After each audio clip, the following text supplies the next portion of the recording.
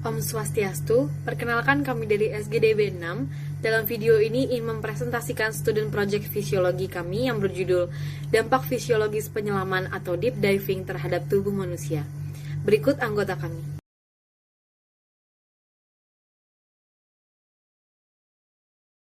Pendahuluan. Latar belakang. Belakangan ini banyaknya penyelam semakin bertambah. Hal ini karena kebutuhan penyelam semakin banyak dibutuhkan. Kegiatan menyelam kini bisa menjadi sarana untuk bekerja, tidak hanya untuk rekreasi. Namun kegiatan menyelam sendiri sering memakan korban. Menurut Divers Out at Work atau biasa disingkat DAN, terdapat 1.000 cedera setiap tahunnya karena menyelam dan 10% diantaranya adalah fatal. Contoh kasus pada tahun 2014, terdapat 146 orang meninggal dengan 68 diantaranya berada di Amerika Serikat dan Kanada. Kegiatan menyelam sangat erat hubungannya dengan fisiologi tubuh kita, terutama dari segi keseimbangan tekanan dalam tubuh kita.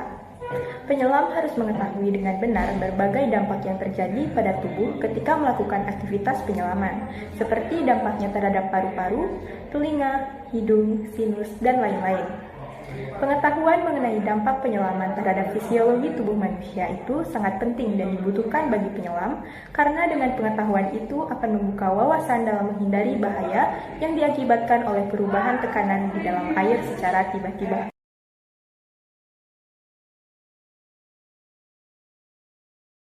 Pada bagian ini akan dijelaskan fisiologi dasar dan adaptasi fisiologis tubuh. Akan saya bagi menjadi 4 bagian penjelasan, yaitu respon penyemalan mamalia, pernapasan, telinga, dan sinus. Respon penyelaman mamalia ini ditemukan pada mamalia termasuk di manusia. Tujuannya adalah menghemat simpanan-simpanan oksigen vital dan mengarahkan perfusinya ke organ-organ vital, termasuk jantung dan otak. Sehingga pada respon ini akan terjadi yang pertama, penghentian pernapasan atau sering disebut sebagai apnia. Yang kedua, adanya peningkatan aktivitas saraf parasimpatis yang dimediasi secara vagal. Tujuannya adalah mengurangi denyut jantung atau bradikardia, yang dikabarkan bisa serendah 20-30 denyut per menit. Lalu yang ketiga, adanya vasokonstriksi dari peripheral vascular bed yang dimediasi oleh saraf-saraf simpatik. Pernapasan. Sistem pernapasan dimulai dari mulut dan hidung, ke faring, ke laring, ke trakea, ke bronkus, ke bronkiolus, hingga ke alveoli. Menurut saya, hukum fisika yang berperan erat dengan paru-paru ketika kita sedang menyelam adalah hukum Boyle. Karena hukum Boyle menjelaskan bahwa tekanan itu akan berbalik dengan volume, sehingga ketika lihat dari grafik yang saya sediakan di sebelah, itu seiring bertambah dalam kedalaman dari air, seiring naiknya dia tekanannya, maka volume akan mengecil. Hal tersebut berarti volume paru-paru akan menurun dengan bertambahnya kedalaman. Lalu, apa saja sih adaptasi yang disediakan oleh tubuh kita untuk melawan ini? Nah, adanya pemusatan aktif darah ke dalam toraks yang disebut sebagai blood shift, itu berfungsi untuk pengurangan volume gas sehingga nantinya akan memberikan perlindungan bagi paru-paru terhadap kolaps. Namun menariknya, dibandingkan dengan mamalia selam, kita itu memiliki kekurangan banyak sekali dari adaptasi toraks dan paru-paru, yaitu di organisasi komposur dan komposur kolagen, elastin, dan konstituen jaringan paru-paru lainnya, yang padahal itu sangat penting untuk mengelola kompresi atau kolaps paru-paru dan pembukaannya kembali. Sehingga itu menunjukkan bahwa tubuh kita tidak dirancang sebaik mamalia selam untuk berada di keadaan pressure tinggi. Telinga. Telinga dibagi menjadi 3 ruang, yaitu telinga luar, telinga tengah, dan telinga dalam. Lantas, apa saja sih langkah-langkah fisiologis yang terjadi, atau mungkin adaptasi dari fisiologis yang kita punya untuk telinga untuk berhadapan dengan tekanan tinggi atau yang didapat ketika kita menyelam? Nah, ceritanya pada saat menyelam atau pada saat turun, tekanan di gendang telinga luar akan lebih tinggi daripada tekanan telinga tengah yang akan membuat gendang telinga itu tertekuk ke dalam. Sehingga ruang telinga tengah yang diisi dengan udara pada tekanan sekitar ini perlu disetarakan ketika tekanannya berubah pada saat menyelam misalnya. Hal ini dicapai dengan tuba Eustachius yang menghubungkan tenggorokan dan telinga tengah. Sebenarnya sih bisa ditolong dengan menggunakan teknik pemerataan seperti teknik falsafah maneuver. Tetapi dalam keadaan normalnya atau dalam keadaan semestinya, saluran Eustachius itu tertutup. Tetapi setiap kali kita menelan atau menguap, otot-otot di tenggorokan ini akan memungkinkan pembukaan sementara yang kecil dan cukup untuk ventilasi telinga tengah kita untuk mengkompensasi tekanan. Sehingga dengan adanya hubungan antara tenggorokan dengan telinga ini dari tuba Eustachius, itulah nanti yang akan menyeimbangkan tekanan. Sinus adalah rongga yang ada pada organ manusia. Sinus yang dimaksud sini adalah sinus paranasal. Dibagi menjadi 4, yaitu pasangan sinus frontalis, sinus maxillaris, sinus ethmoid, dan sinus sphenoidal. Nah, peranan penting dari sinus ini sebenarnya adalah untuk penurunan berat tengkorak, peningkatan resonansi udara, dan pertahanan imunologi. Tetapi yang saya akan bicarakan di sini adalah adaptasinya atau fisiologisnya pada saat kita menyelam. Nah, saat menyelam turun, tekanan itu meningkat pada tubuh dan pada gendang telinga. Kemampuan untuk mengekualisasi tekanan ini merupakan peranan dari sinus, sehingga kita nantinya akan terhindar dari cedera yang terkait dengan tekanan.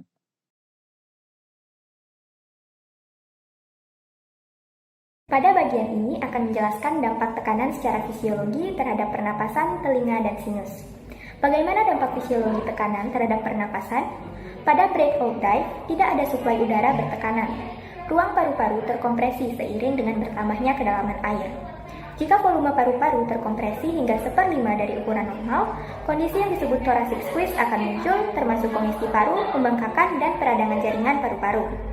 Namun, tubuh memiliki banyak kemampuan regulasi diri, sehingga thoracic squeeze tidak mudah terjadi, meskipun pada kedalaman yang jauh lebih dalam.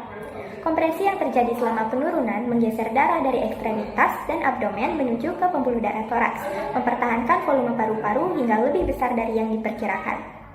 Paru-paru tidak mengikuti hukum Boyle pada semua tingkatan volume.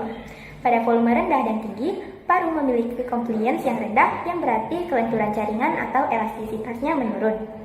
Telinga adalah bagian tubuh yang cukup sensitif terhadap perubahan tekanan udara, terutama telinga bagian tengah karena ia merupakan rongga udara yang tertutup. Sehingga ketika tekanan udara meningkat, volume akan berkurang dan tekanan akan meningkat. Yang berfungsi untuk menyamakan tekanan dalam telinga adalah tuba Eustachius, yang menghubungkan telinga dengan tenggorokan. Ia akan terbuka ketika seseorang menelan, menguap, atau mengunyah. Namun jika usaha untuk menyamakan tekanan itu gagal, dampak yang dapat terjadi adalah pecahnya gendang telinga atau pembuluh darah dalam telinga, dan juga vertigo akibat air dingin yang masuk ke dalam telinga saat menyelam.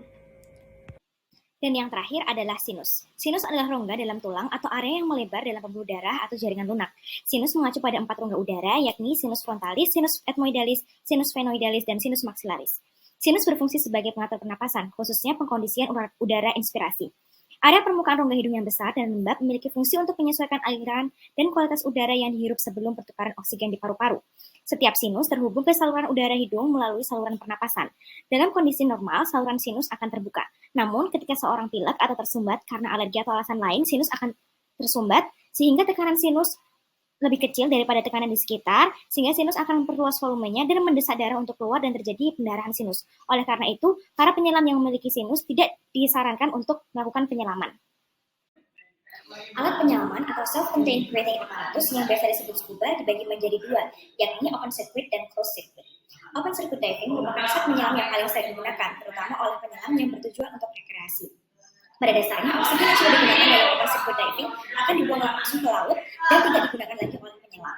Kelebihan dari sistem sirkuit terbuka ini, sistem tersebut mudah digunakan. Tetapi sistem ini juga memiliki kekurangan, yakni cenderung tidak efisien karena sejumlah besar oksigen tidak dipakai kembali dan gas inet yang dihembuskan ke lingkungan dapat menimbulkan gelembung yang dapat meningkatkan risiko keracunan oksigen. Yang kedua, terdapat closed circuit. Pada sistem sirkulasi tertutup, para penyelam menggunakan perangkat daur ulang napas atau rebreather. Rebreather merupakan perangkat yang digunakan para penyelam untuk mendaur ulang sebagian atau semua karbon dioksida yang dihembuskan melalui luk pernapasan dan mengembalikannya lagi dalam bentuk oksigen sebagai pendukung sistem pernapasan. Rebreather dibagi menjadi 3, yakni pure oxygen rebreather, closed circuit rebreather, dan semi-circuit rebreather. Mekanisme penyelaman dapat diketahui dengan memahami tabel penyelaman. Dan yang kami gunakan sebagai referensi di sini adalah tabel penyelaman National Association of Underwater Instructors yang dibagi menjadi 3 bagian. Yang pertama, end of dive letter group, di mana huruf A menunjukkan jumlah nitrogen dalam tubuh sedikit, sedangkan semakin ke huruf F akan semakin banyak. Tabel 2, waktu interval permukaan atau surface interval time, di mana menunjukkan semakin banyak waktu yang dihabiskan di permukaan di antara penyelaman, semakin banyak residu yang dapat dihilangkan. Tabel 3, jadwal penyelaman berulang, menentukan penyesuaian maksimum waktu penyelaman atau AMDT dan waktu residu nitrogen atau RNT. Dengan dapat membaca tabel penyelaman, Anda dapat mengetahui kapan untuk harus kembali ke permukaan Kapan harus berhenti sejenak di kedalaman 15 kaki untuk mengurangi risiko cedera? Baik, saya perkenalkan diri, saya Stefanus Radian dengan 3 digit NIM terakhir 139. Saya akan bicara mengenai fisika penyelaman. Yang pertama adalah mengenai matematis daripada fisika penyelaman sendiri, yaitu F sama dengan P per A atau P sama dengan F dikali A, di mana P adalah tekanan dalam satuan Pascal, F adalah gaya dalam satuan Newton, dan A adalah luas dalam satuan meter persegi. Kemudian kita berbicara mengenai hukum Pascal yang menyatakan bahwa di kedalaman yang sama, tekanan akan didistribusikan secara sama besar ke segala arah di sepanjang cairan tersebut. Nah, kalau kita berbicara mengenai hukum Pascal, maka yang faktor yang sangat berpengaruh adalah kedalaman. Maka selanjutnya kita bisa berbicara mengenai tekanan pada kedalaman tertentu, di mana rumusnya adalah P sama dengan P0 ditambah rho dg, di mana P0 adalah tekanan awal dalam satuan Pascal, rho adalah massa jenisnya, D adalah kedalaman, dan juga G adalah percepatan gravitasi. Intinya dari rumus ini adalah semakin dalam atau semakin kita menuju ke kedalaman tertentu yang lebih dalam dibanding kedalaman sebelumnya, tekanan di tempat tersebut akan semakin besar karena D akan lebih besar pada kedalaman yang lebih dalam dibanding saat di permukaan. Itu yang dari saya, terima kasih. Decompression illness merupakan kondisi di mana adanya gelembung pada jaringan tubuh atau di darah selama atau setelah pengurangan tekanan lingkungan. Nah, ini mencakup dua sinopat fisiologis, yaitu arterial gas embolism dan decompression sickness, yang sering juga disebut sebagai venous gas embolism dan sering juga dijuluki sebagai the bends. Berikut merupakan teori yang sering sekali digunakan sebagai patokan untuk teori-teori lainnya yang menjelaskan tentang bagaimana cara agar tidak terkena decompression illness. Itu menggunakan teorinya John Scott Heldon yang mengklaim bahwa dekompresi akan bebas dari gelembung jika rasio lewat jenuhnya tidak melewati 2:1. Nah, suatu fakta trivial, percobaan Haldane ini pada saat waktu itu untuk membuktikan teorinya yang sebelumnya saya berikan itu, dia itu menggunakan kambing yang diekspos selama 4 jam pada berbagai tekanan sebelum akhirnya naik. Nah, itu dia menggunakan teori 2:1 itu, dan ternyata teorinya itu terbukti. Baik, venous gas embolism atau VGE ini merupakan pembentukan dan peningkatan ukuran dari gelembung ekstravaskular dan intravaskular ketika jumlah tekanan gas terlarut, yaitu oksigen, karbon dioksida, nitrogen, atau helium, dan uap air itu melebihi tekanan absolut lokal. Nah, jadi alurnya terjadi VGE adalah, penyelam itu naik terlalu cepat dari penyelamannya. Nah, ini mengakibatkan adanya kenaikan tekanan yang sangat drastis. Apalagi jika rasionya itu lewat jenuh melebihi 2:1. Nah, ini akan menyebabkan peningkatan tekanan parsial gas inert pada jaringan yang terjadi ketika gas atau yang bilanglah nitrogen atau helium itu direspirasikan pada tekanan tinggi saat dekompresi ini. Nah, akan terjadi nanti yang namanya supersaturation yang muncul selama dekompresi saat laju pengurangan tekanan ambien itu melebihi laju pencucian gas inert dari jaringan. Disinilah nanti akan terjadi venous gas embolism. Untuk penanganannya, hyperbaric oxygen therapy bisa dibilang sebagai gold standard dari penanganan kasus VGE. Arterial gas embolism merupakan penyakit yang terjadi karena ada penyumbatan suplai darah ke jantung, otak, atau jaringan vital lainnya. Jika penyelam naik terlalu cepat, tekanan akan turun dengan cepat, dan berdasarkan hukum Boyle, gelembung cenderung bertambah besar, dan paru akan mengalami overekspansi, menyebabkan kantung udara alveoli pecah. Perbedaan tekanan antara luar tubuh dan tekanan intravaskular vena akan meningkat, menyebabkan udara masuk ke sistem vena paru, mengingat prinsip udara masuk dari tekanan yang tinggi ke rendah. Udara mengakses sisi kiri jantung dan biasanya gelembung akan memasuki arteri karotis dan ikut terbawa ke dalam sirkulasi darah, salah satunya ke arteri serebral. Gelembung memasuki arteri yang lebih kecil menyebabkan gelembung akan tertahan dan menyumbat dan menghentikan sirkulasi. Suplai oksigen ke jaringan akan berkurang dan menyebabkan jaringan mati. Gelembung dapat larut dan keluar melalui kapiler dan arteri dalam jumlah kecil, tapi tidak dengan jumlah yang besar. Kita dapat memberikan penanganan memberikan 100% oksigen dengan posisi injured diver supine dengan non-rebreather mask dan cairan intravena, dan dilanjutkan dengan terapi oksigen hiperbarik. Selanjutnya adalah nitrogen narcosis. Ini merupakan suatu kondisi di mana terjadi perubahan kesadaran dan fungsi neuromuskular yang disebabkan oleh penapasan nitrogen terkompresi pada suatu kedalaman. Tekanan tinggi melarutkan gas dalam protein yang menyelimuti sel membran dari neuron yang menyebabkan penurunan kinerja eksitasi neuron dan interferensi sinyal neuron. Ada juga hipotesis Mayer dan Overton bahwa terdapat juga korelasi antara kelarutan gas dalam lipid dan kemampuan narkosisnya di mana gas tersebut larut dalam lemak pada membran saraf dan berakibat pada penurunan rangsangan saraf.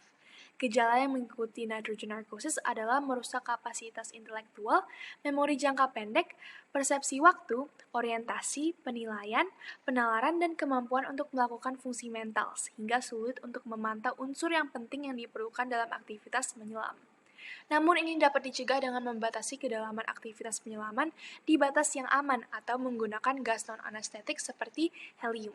Kemudian, karena nitrogen narcosis adalah kondisi yang reversibel, maka penanganan dapat dilakukan dengan naik kembali ke permukaan laut. Immersion pulmonary edema atau IPE. IPE adalah kondisi adanya cairan dalam paru-paru akibat aktivitas fisik dalam air. IPE sering terjadi pada seseorang dengan kondisi tubuh superfit seperti scuba divers, triathletes, dan juga anggota militer. IPE sering dimisdiagnosis sebagai drowning. IPE tidak terjadi secara konstan, namun dapat berakibat fatal apabila terulang kembali pada penderitanya. IPE disebabkan oleh adanya perbedaan tekanan antara membran alveolus dengan kapiler alveolus, sehingga plasma darah masuk ke dalam alveolus. Gejala-gejala IPE ada 1. Kesulitan bernafas saat tidak berolahraga atau melakukan aktivitas air. 2. Kebingungan saat menyelam. 3. Menganggap adanya kesalahan pada alat penyelaman dan regulator. 4. Kesulitan saat melakukan pendakian ke permukaan air. Dan 5. Batuk berbuih disertai dengan darah. Hal-hal yang meningkatkan risiko IPE ada 1. Menyelam atau berenang dalam air dingin. 2. Ada overhydration. 3. Ada riwayat penyakit jantung. 4. Ada hipertensi. 5. Ada WOB yang tinggi. 6. Ada stres dan kelelahan. 7. Kondisi tubuh superfit. Pertolongan pertama terhadap penderita IPE ada 1. Apabila dalam keadaan sadar, didudukkan dengan posisi tegak dan diberikan 100% oksigen. 2. Tubuh dijaga agar tetap hangat. 3. Tidak memberikan minuman atau cairan apapun. Penanganan lebih lanjut terhadap penderita IPE ada 1. Terapi obat medok. 2. Ada CPAP. Dan 3. Ada mechanical ventilation.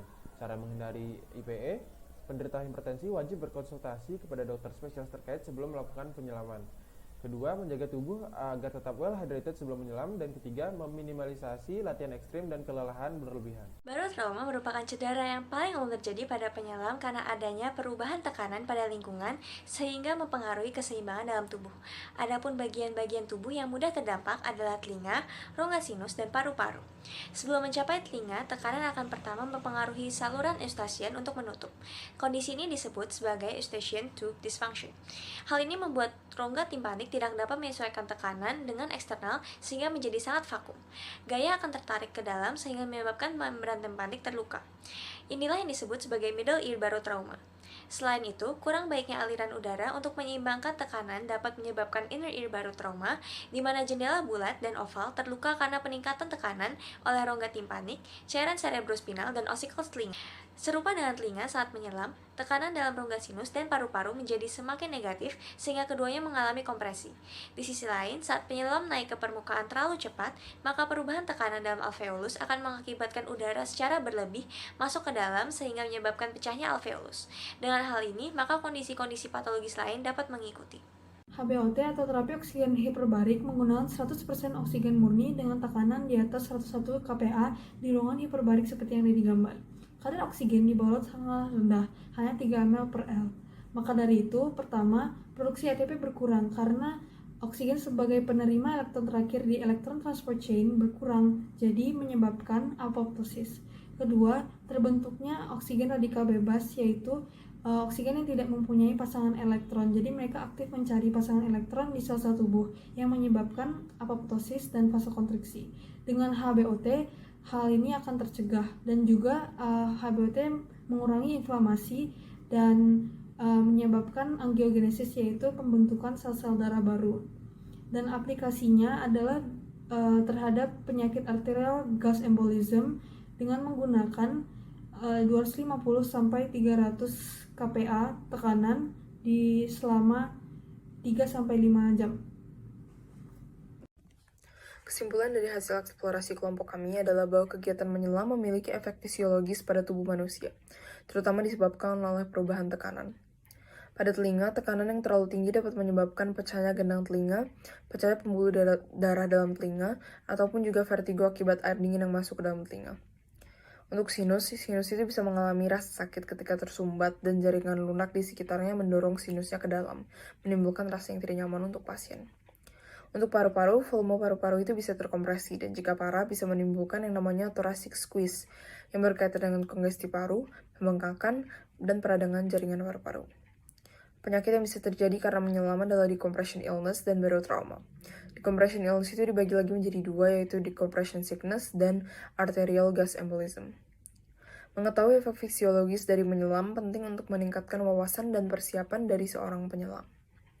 Demikian hasil diskusi dan eksplorasi dari SGD B6. Sekian dan terima kasih.